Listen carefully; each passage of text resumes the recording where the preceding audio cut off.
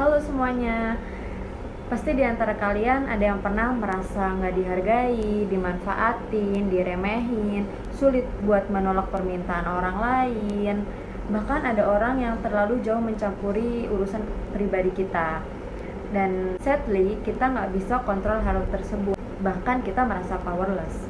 Dan ternyata hal itu disebabkan karena diri kita lah yang memberi izin kepada orang lain untuk berbuat seperti itu.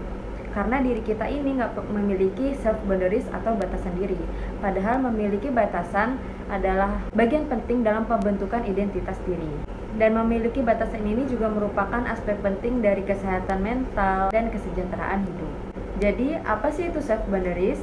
Self boundaries atau batasan diri adalah batas atau ruang antara diri kita dengan orang lain, yang mana yang acceptable dan mana yang tidak. Dan ini berlaku untuk diri kita dan orang lain. Maka diri kita lah yang berhak menentukan mana yang bisa mendekati kita secara fisik maupun emosional.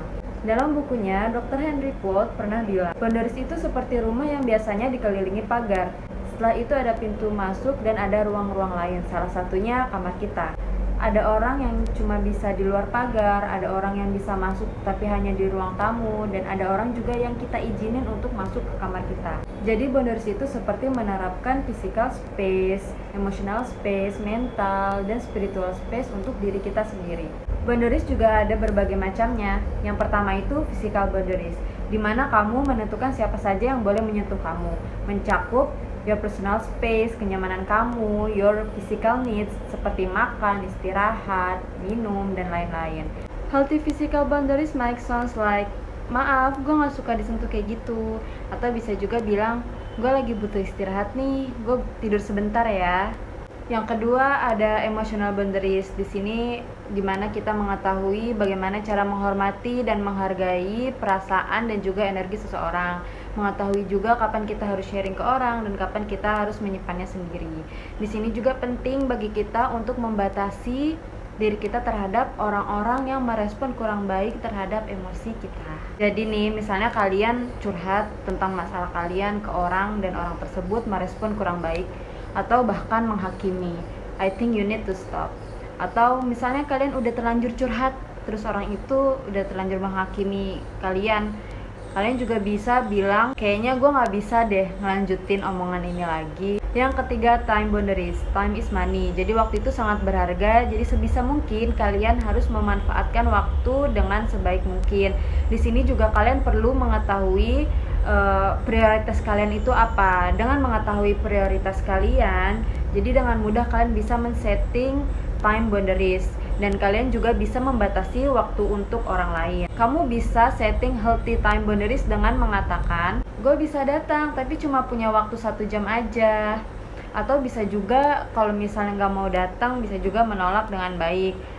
Kalau hari Minggu gue ada acara sama keluarga, jadi kayaknya gak bisa deh. Atau juga kalian nih harus tahu juga batasan waktu antara kalian dan orang lain. Orang lain juga punya waktu mereka masing-masing.